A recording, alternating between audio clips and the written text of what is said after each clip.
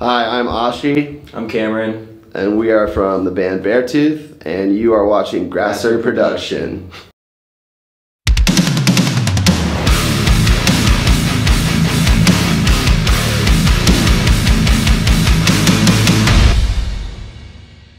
Hi, my name's Lucas, you're watching Grasser Productions, and I'm here today with two guys from the band Beartooth, Kamron and Oshie.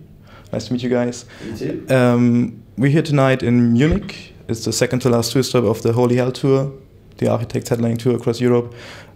How was the tour? Are there any personal highlights you want to share with us? I mean, every single show consistently has been fantastic. Architects is putting on one of the craziest shows we've ever witnessed or toured with, and Polaris are awesome as well, and super good guys all across the board. So we've been having fun, and the crowds have been sick. So, yeah. probably say opening up Wembley. It was really cool. It was like a big milestone for a band to actually play Wembley. So They played 2 nights there, didn't they? no, just one. Just one? Yeah. Okay. Yeah. Just you mentioned you're touring with Polaris as well, and the Architects, they both are pretty hype bands right now on the scene.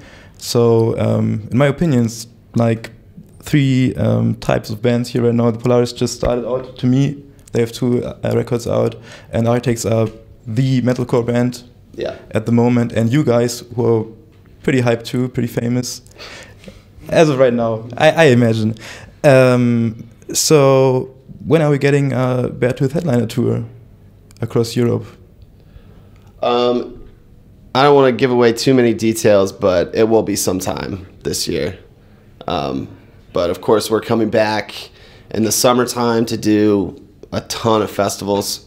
So we'll be all around Europe around like June, I think, sometime around that time. So, and then of course we'll come back again before the end of the year, I'm sure. So, yeah. The reason I'm asking is, if you take a look at the set list you're currently playing, it's your hits. It's the singles and stuff like that. But when I read some interviews from you guys, I read that, for example, Caleb's favorite song of the new record is Fire. And I was a bit disappointed to see that you guys aren't playing Fire live tonight. So we will see some other songs when you came back to headline, right? Yeah, definitely. Especially like Fire. Caleb actually plays guitar on that song when we play it live. Really? So we would have had to fly a whole nother amp and more guitars and stuff. So like, I think, you know, for a headliner, it makes more sense for us to be able to fly those things over. But for like a support slot, it doesn't make as much sense. But yeah, we'll definitely be playing more deep cuts and, you know, a much longer set list when we do headline. So, yeah. So Disease is in stores for almost half a year now. How do you feel about the record now? How was the reception by the fans, and how do the songs work live? Songs are great live. We haven't played a lot of them. We're about to add Greatness or Death, Enemy on our next headline tour. Okay. And but we did a like meet and greet 2 days ago, and they were constantly having the album on loop, and it's the first time I like listened to it in a while, and I was like, this is still sick. Yeah. So I still love the album. How do you feel about that? Yeah, I think we all love every single song on the record so much that we're going to continually try to sub out other songs as much as we can. I mean, my goal is to be able to have played every single song on the record live at some point, because we haven't done that with the previous 2 records. Okay. But I don't think there's one single song on Disease that we will not play live, like, because there's even the deeper cuts, we all kind of want to play them. So hopefully we'll be like changing up our set a lot throughout the next year or so, however long the record cycle is, and just trying to play a little bit of everything. So yeah. Is there a song or Aggressive you regret not playing live yet? Let's see. In this set, we play Aggressive. No, No. He's asking if there's a song off of Aggressive that we haven't been able to play live that we would have liked to. Did we ever play Find a Way? No, we didn't. Okay, we never played Find a Way. That's got a sick ass riff in it, and like I wish we could have played that one, but we just never got around to it, and just it never worked out. But yeah, it was like one of the first songs I learned off the album, and I was like, oh, we're definitely gonna play this song. The riffs are sick, and then we ended up never playing it. So yeah, it's funny when you're writing an album, like the first like handful of songs, you're like, oh, okay, like you start to think like this one might be a single, or this one we might do this with that, but then like by the time the whole record's done, it's completely different, and you know your attitude's changed on everything. So, but yeah, after sitting on it for a while, I think if we could bring back a song to play, it would probably be that one. All right. With the new album, you had some lineup changes in the band. How do the new guys hold up? Great. Zach is the newest guy. He's playing guitar. He's fantastic. He's killing it. Yeah. And then, you know, obviously Connor's been playing with us for a while now. So yeah, he's obviously one of the greatest drummers I've ever witnessed. And it's great having him. And yeah, everything's cool. Everything's going really good. Have those guys taught you something? What's the difference between touring with Beartooth and touring with the former bands? What do you mean? You're asking? I don't know, because I think Beartooth is some kind of other band. It's kind of Caleb's project, not to be offensive, but they have been in big metalcore bands before and toured with them. And to me, it would be interesting if there's a difference between working in Beartooth and working in other bands. Yeah, I mean, I guess there definitely is. I would say that every band has its differences and its own dynamic. You know, it's like touring with this band, honestly, probably isn't that much different than touring with any other band. Yeah, it's kind of like each band kind of has their own thing, and the way we do things really works for us, and we all really love it. So. He said it. So let's talk about the music videos you filmed for the current album. Who or how did you come up with the ideas to them? So our current photographer, he goes by the name Wafka. He was touring with us and doing a lot of like update videos and a lot of social media stuff for us. And it just got to the point where we were kind of connecting with him really well creatively and kind of bouncing ideas back and forth about music video ideas and stuff like that. So, and our record label was like really happy with what he was doing for our social media stuff. So we ended up coming up with 2 concepts for videos, one for You Never Know, which we just released. And then we have another one we shot for After All that, and we shot both of those videos in the same week. But You Never Know is out right now, and we'll release After All sometime later. I'm not sure when. But yeah, we've really connected with Wafka creatively, and just like kind of being able to, we're really happy with the music videos that we've done recently. Because in the past we have had some videos where we weren't as involved, and you know, looking back on it, we were like, oh, I wish we would have done something different. But yeah, here in this case, the You Never Know video and the video that people will see eventually for After All, we were like really proud of. So it's awesome to be really involved with it and to be proud of the videos we're doing. So for the 2 videos, you worked with the same director, if I'm not mistaken, Drew Russ. Is that right? He did the Disease music video. Just a Disease, okay. Yeah. But he did In Between, Aggressive, and Beaten in Lips, and The Lines. Yeah. So he did quite a few for us, actually, and he's great. Love that guy, Drew. He's awesome. So that's the reason why you came back to him? Well, yeah, we came back to him for Disease, and then since we had Wafka on tour with us and we were getting so close with him, and just we ended up doing the 2 newest videos with him. So, yeah. So I imagine it was really fun doing the You Never Know music video, because it has some real contrast in it. There's the Caleb scenes in the hotel room where he's really desperate or aggressive, and these almost funny scenes on the motorcycles. Yeah, they were supposed to be kind of comical, like not too serious, but I think it turned out great, and I'm really happy with the video. And the performance shot was like he was in the center of all of us, and he was just constantly spinning around. And he shot it like 3 times. Yeah. Like we played through the song 3 times, and then that was it. That was it. And then we did the motorcycle scene. Yeah. It was a really quick video, so it was nice. Yeah, I think that sometimes when you try to make a video that's like overly serious, sometimes it comes off in like kind of a corny way. So we kind of, and we're like, honestly, like our music deals with very serious subject matter, but we're pretty goofy guys behind the scenes. So we kind of wanted to go like a dark comedy kind of route and just make it, obviously deal with the subject matter of the song, but also be a little bit lighthearted, just to kind of like play off of our weirdness. So yeah, that's how it turned out. We're stoked. I like it. So the next point, I'm not quite sure if you guys want to comment on that, but Caleb told Outpress when the album was released that he thought that maybe those new lyrics are the first ones in a while that could make him feel uncomfortable performing on stage. Has he talked to you guys about that? How does he feel about that now? I think it's some of the, like, one of the most personal songs on the record, and like all the lyrics on the record are very personal to him, but I think Disease is one that hits really close to home for him, and it happens to be the lead single. Yeah.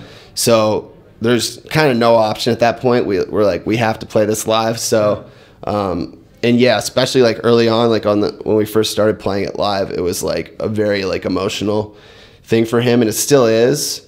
But I mean, I'm sure there comes a point where it becomes just a part of the set. But yeah, it's like that song for him, performing it live, from what he's told us, is it's a very emotional experience every time for him. So yeah.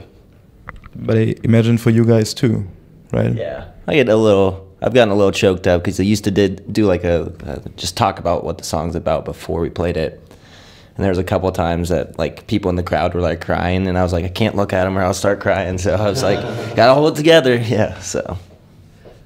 So interesting point. Do you think a lot about the things you're going to say on stage? I don't say anything on stage. It's great. I just play. Okay, that's an easy way to say it. But do you think Caleb thinks about it? Does he, or does he come up with the speeches on spot?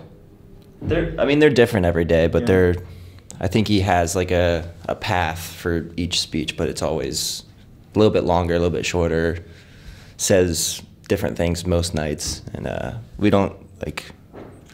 I don't know how to say it, but we don't plan out a speech and like say it every night exactly. Yeah. There's definitely a certain message that Caleb wants to get across. Sometimes to like, let people know that he's not just bullshitting them. You know what I mean? Because when you write such personal lyrics, like it's not an easy thing to do. And, he likes to just like let people know like, hey, I wrote this for a reason. And so there's always a certain message he wants to get across. And especially like when we're headlining and stuff, he'll kind of give a little bit more inside information on that, maybe before or after the song. But yeah, but it's not scripted, So he tries to make it as real and as personal as possible. Yeah, that's all there is to it, really. Does it put a lot of pressure on you that the lyrics are so important for many fans? Not really. I'm glad like people get something out of it. Like it's always awesome hearing like this song has helped us out, and it's always really good to hear that our lyrics and music are helping people with depression or whatever they're going through, because everyone goes through it. Yeah. So glad it helps. So just this year, this may be a bit far off, but you know the band Casey, right? Melodic Hard Casey. I think they're doing melodic hardcore. Casey? Yeah. Never heard of them? No, I haven't. Casey Jones? Casey Jones. No, but they're going to end their career this year because they don't feel like they're no longer creatively or artistically able enough to do the music or to perform what they've done in the past. Okay. So are you guys afraid that you'll ever reach that point? Honestly, no, because I really don't think we could ever stop rocking.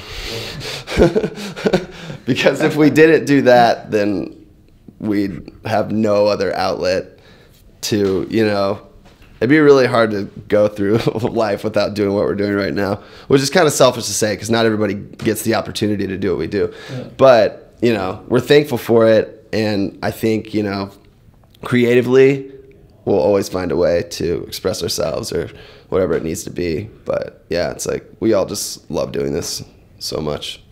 But yeah. So maybe let's talk about the band you guys definitely have heard of. Bring Me the Horizon. Yes. You heard of those guys? Yeah. Just in general, maybe you don't want to comment on that, but do you like the direction they're going right now? Personally, yes, I do. Yeah, I think the record's really good. I like it a lot. You know, it takes a lot of balls to step into the territories that they are and do it well, which I think is the important part, is that they're executing it beautifully. So, yeah, it's awesome to see. It's a really great record, I think. So the reason I'm asking is, do you think those guys have a chance to become the next Metallica or AC/DC of our generation? I have no idea. It's kind of like if people are obviously grasping this album super well because it's gone #1 in multiple countries, I think they have the chance to be one of the biggest rock bands, like Foo Fighters status. Like, they've been a band for so long, they're kind of like legends of the hardcore like metal scene, I guess. So yeah, I think they're gonna stand the test of time. I imagine that too, but is it something you guys are aspiring to do too? I mean, getting bigger, of course, but playing these very big headline shows like Architects are playing tonight, and coming this weekend is Parkway Drive, the exact same venue, and they're probably going to be the biggest metal bands in some years when those bands like Metallica are going to retire.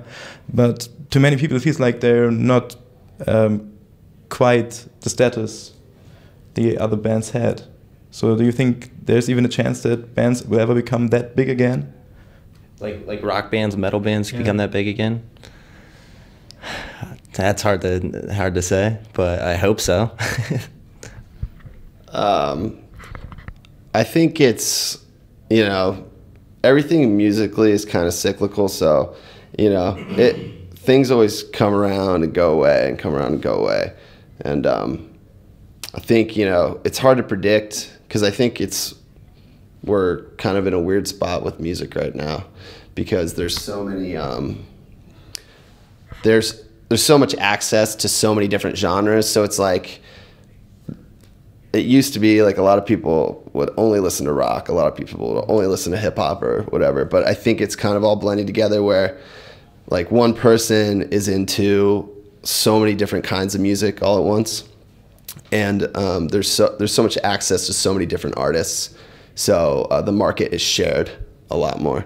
So I don't think it has as much to do with like the genre itself. I just think it has to do with more with the access to the different types of music and how many different artists that you have access to.